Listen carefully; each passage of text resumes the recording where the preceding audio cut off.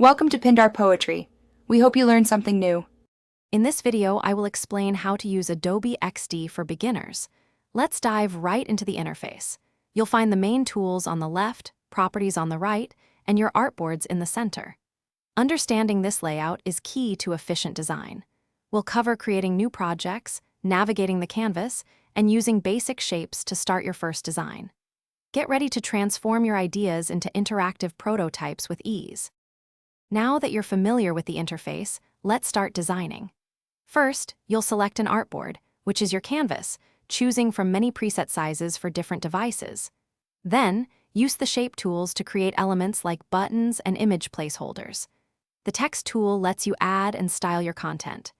Remember to group related objects and use the Layers panel to keep your design organized and easy to manage as your project grows. With your design complete, it's time to bring it to life through prototyping.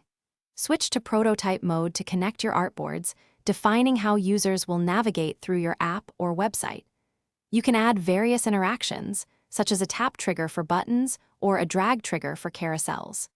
Use the preview window to test your prototype in real time, ensuring all interactions work smoothly and provide a realistic user experience.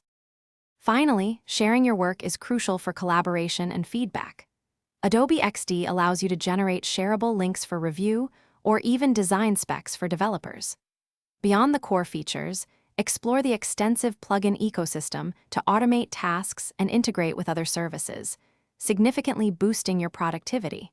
And speaking of making things better, check the description below for a link to Little Trees, Black Ice, and other great deals. These tools will help you streamline your design process from start to finish. Thanks for watching. Consider subscribing if we helped you.